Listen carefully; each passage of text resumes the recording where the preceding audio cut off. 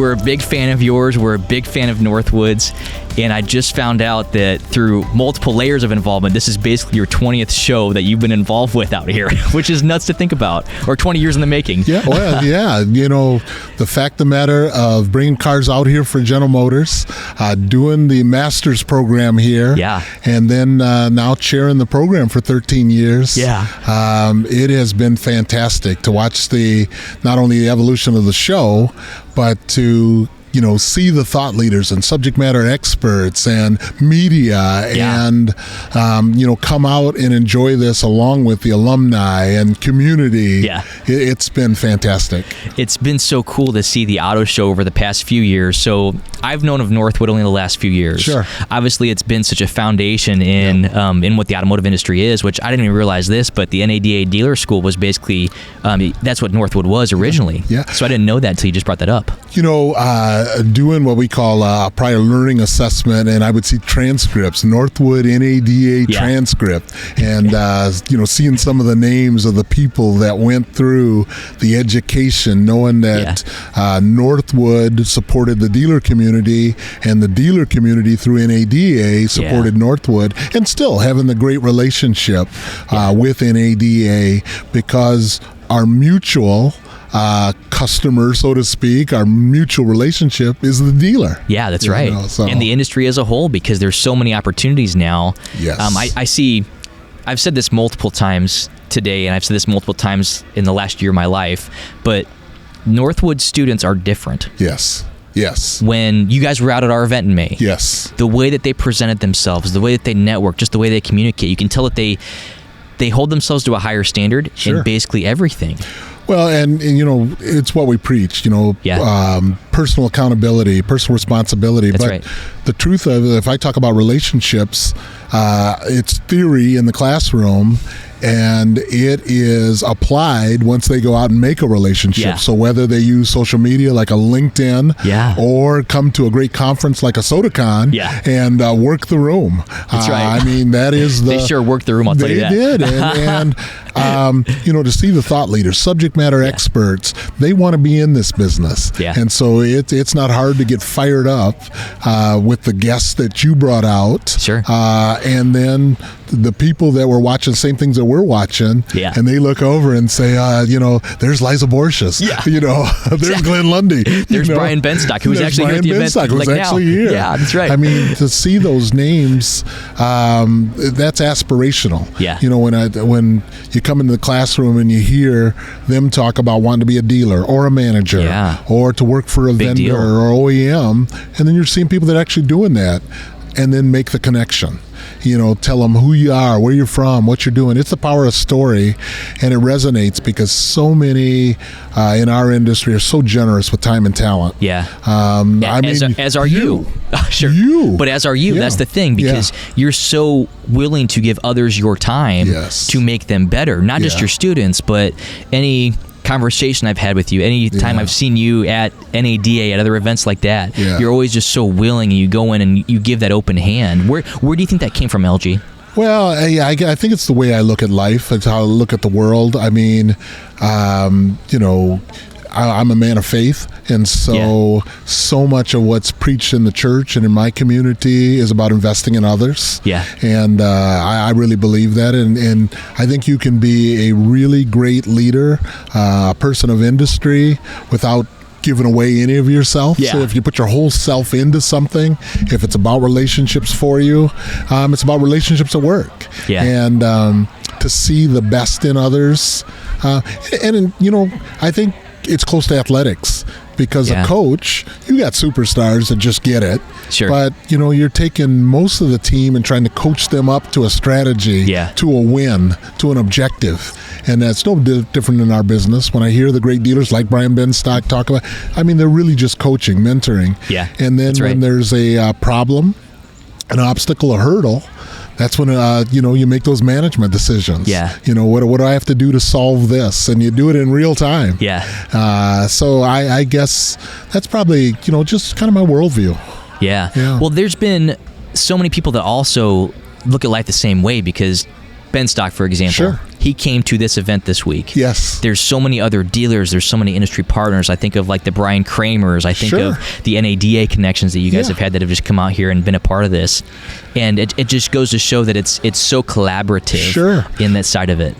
Well, and we're supported here. I mean, from our board of trustees to see a Jason Brickle on our board of trustees, and to walk around this campus and see an Art White who is on my advisory board, and just so many people that are involved in retail automotive that are alumni and supporters of the program. And I do take it personally. I mean, I own my WOW. They're supporters of me because I'm supporters of them. Sure. I mean, they are my sports teams. You know, I can call up and say, "Hey, what you doing in F&I or fixed or variable?" And they're going to share. Yeah. And then to see the technology companies, Reynolds and Cox and CDK and Techion. I mean, all of them supporting our students. I mean, that's meaningful. It's important, and it's having that attitude of gratitude. Yeah, and there's value on both sides of that when an industry partner comes to you guys. So whether it's Cox, CDK, whether it's Ray, they come to you and they say, "Hey, we want to find employees that are like this when they leave Northwood, but also they want to get better and know what is going on in the industry." Sure. And there's an outcome, That's right. Our students want to find jobs, they're employers. Exactly, so, I mean, there's a yin and yang to all of this. And, but in the moment, we get some real-time application from them about what's happening from a day-to-day. And, we appreciate that generosity. And then long-term, our students go from entry or their freshman year to what I do next. And, a lot of them are standing by with employment opportunities. And so for sure they are. It's a natural progression, and it's good for all of us. Yeah. So the show's been going on for so long. You've been involved in it in one way or another for 20 years. What's your favorite part of the show? The engagement from the students, to watch them engage with the community, with alumni. Sure. Alumni come back with stories. This is the way we did it when I was here. Yeah. And students are saying, well, this is how we did it this year. This is the dealer I'm working with. Yeah. And I love those stories. I'm a product guy, but that's secondary to the people. Yeah. I love people more than cars. Yeah, that's right. So you're our crew. to watch that engagement. To watch them add different things to the show. Yeah. I mean, the Auto Summit, our first year we did it. That was the first year? That was the first year. Oh, my word. And get that kind of buy-in from everybody? That was amazing. Thursday night preview, we've been doing that for a few years, but still, they talk about it one year. They execute it the next year, and then it grows to 5 years or 10 years. Exactly. And to watch that growth, I mean, that's pretty satisfying. Yeah, man, that's got to be so cool. And then also, you have students who are involved in something like this for those who don't know, the auto show is completely student-run. Sure is. And the students, it's not like they just show up and they magically get things that way. Right. They have to put in work for months. Yeah. And even for years sometimes. For a year. I think of like Alex Mazon, who's the general chair that basically runs the show. And to hear his story about how his relationship with Northwood started out a long time ago when he was in 8th grade. And then to see that progress to what it is now. Well, even now, I mean, there's high school students that are walking around. Yeah, that's right. And some of them are going to make a decision for Northwood. Yeah. Yeah, I mean, and others for other colleges. Yeah. But at least they got an opportunity to see what Northwood students do. Yeah, that's right. So if that helps make their decision, great. Yeah. So, exactly. So you've been here for a while. Obviously, you got your MBA from Northwood. Yes. What's your favorite thing about teaching at Northwood and being involved? Because Northwood is not your typical university. No, not at all. No. I think for me, it's being able to give that foundational knowledge that is, theory, to talk through discussion, to make up the assignments, to assess the students. That's all the coaching part. The secondary part of that is watch them with the relationships. So there's an assessment there around teamwork and about how you make those relationships and the etiquette that goes with that. And that discovery is really important. Yeah, for sure. So between all of your experience in automotive, you've had a few different roles. Sure. And, obviously now you're bringing up the next generation. Yep. What inspires you the most about the next few years or the next few decades that you're going to have in automotive? Watching their growth. Okay. To see them as alumni. Yeah. To see them, and I say this a lot in class. I walked off a college campus 41 years ago. So I graduated in 1983. Okay. But you can have a 40-year career in anything, you got to have a first day. And so to make those choices for day one, it's not necessarily where someone's going to end up. I mean, you start in retail, you end in corporate. You start in corporate, you end in retail. You start in automotive, you end up in another industry. But through those ebbs and flows, through that serendipity, the fundamentals are all the same. And one, in business, it's about sales. Yeah. It's about selling profitably. Yeah, that's right. Staying in business. Yeah, there's got to be some nickels at the end of the day. It's about building teams. It's about product awareness. Whatever that product is. I mean, it could be conceptual, could be ideas, but you've got to pitch that, better than someone else. That's right. And it's also about, and I heard this today, and fundamentally I believe it. It's also about the journey, the struggle, how you've overcome the struggle. Best story in the world is a comeback story. It's not the person that gets knocked down, but the person gets up. And so many of our movies and culture and books are people overcoming struggle. The hero's journey. Yeah, hero's journey. And serendipity is just about a surprise around every corner. You're looking for this treasure, but you find that treasure. Yeah. And sometimes it's a discovery of self. Sometimes it's a discovery of new ideas, new methods, new ways of doing things. Yeah. But at the end of the day, that stuff to me is inspirational. Yeah, that's right. I've been to Disney. It's fun. The rides are great. But then you hear the Disney story and you think, man, Walt Disney was a real guy. Yeah, that's right. Was down to his last nickels and says, if my animators can't get this dream of mine, and it's the reason he has 7 dwarves holding up the world, because the way that they communicated that out to a buying public saved his company. Yeah. And it's those type of stories that, it's improbable. That's right. If you told a story today about 7 dwarves, I mean, people probably look at you sideways. Yeah, that's right. Start getting on you about, wait a second, can't use this language or that language. Yeah. But in popular culture, there was people that ate that story up, whether entertainment, amusement, whatever they did, and saved his company. And he built what we see today through that. So the dreamers, they get the rewards. And Steve Jobs had that, famous commercial about the crazy ones. That's right. And here's to the crazy ones. That. Yeah. Here's to the crazy ones. And you think of somebody this way, and yet really they're that way. Those things just intrigue me. Yeah. And even with my students, somebody's quiet and in the back, and to watch them grow into a leader, or someone is boisterous in front, and the way that you help shape that energy. And that's shaped not only here at Northwood, but it's also shaped through internships and people like Brian Benstock and our friends that have provided product for this auto show, our local dealers. Dick Garber, Chris Baker, Bob Feeney, Chad Wilson. I mean, those 4, and many others, but right here in Midland, those 4 dealers, their stories and their employment of our students, I mean, that's special. Yeah, it's so special. Well, even I think of the Walt Disney story, for example. One thing that he was famously quoted on was, we don't make movies to make money, we make money to make movies, which really showed you what his passion was. That's right. Now, obviously, there's a deeper part of it to there. But I think that just shows you he was so passionate about doing it that way, that he was so intentional about every single frame with his animators. And it's that attention to detail that we can learn from. If you do it, you do better than somebody else. You deliver on that customer experience. You're really a believer in your product idea or whatever. There's a community that's going to believe that same thing. I love the way Simon Sinek puts it in his Start With Why.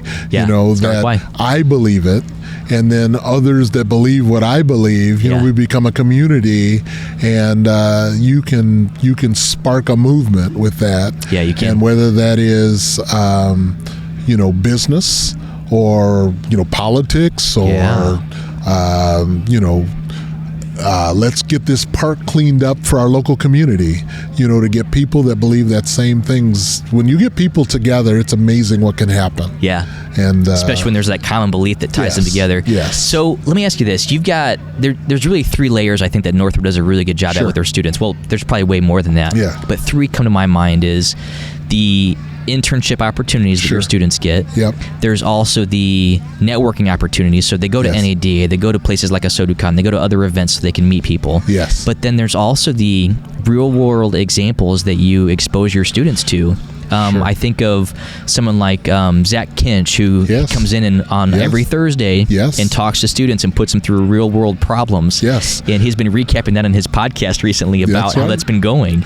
Well, the generosity of groups like the Rohrman Group, to do something like that. But there's also another layer, and our president does a great job of verbalizing this. So we have a philosophy, the Northwood Idea, and I love the way he puts, we're unapologetically about capitalism, about free markets, about personal and individual responsibility, about accountability. These seem like basics, but that's really an underpinning of all that we do in terms of teaching. And I've used this in my own personal example. It wasn't so much that I'm well-versed in the Northwood Idea. In fact, I wasn't. But what I believe, what I heard around my kitchen table, what my parents instilled in me matched up with the Northwood Idea. Yeah. My father, working in a gray iron foundry, had a great work ethic. You're going to get out of a job what you put into it. That's right. And you're going to get out of life what you put into it. That's right. And so many of these students match up with that. They come in and they may not be well versed in the Northwood Idea, but it's the underpinnings of the way I teach.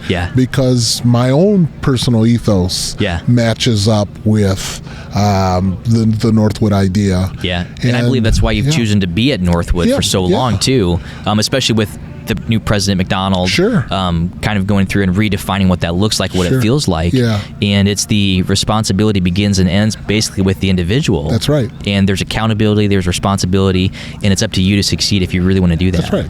It's your dream. It's your life. Came through in the panel today. I mean, your choices. I mean, you can choose today as a young person what you want to be. Now, you may not get there, but that's that serendipity. Along the way, you're going to find a path.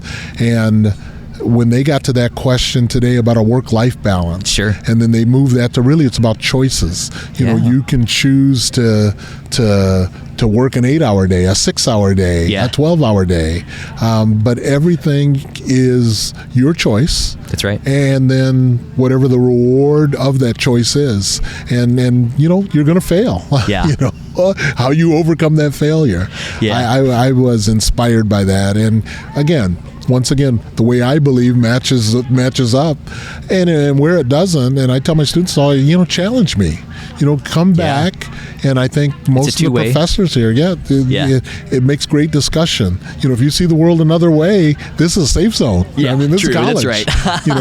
I get the final word, but if you see it a different way, let's challenge each other, and the best students do that in such a respectful way.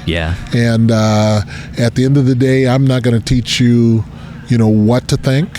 I'm going to teach you a viewpoint, and you're either going to attach to it or not. But it's a great interplay of ideas. I call it the marketplace of ideas. The marketplace ideas. And you're going to mature in your thinking, because I also have to remember when I was 18 to 22, and there's a lot of evolution of the way that you think. And even Ben Stock today, we just did a bit with him, and there were a few things he said that he wished he knew when he was 22. Because he thought he was on top of the world at 19 and then at 20.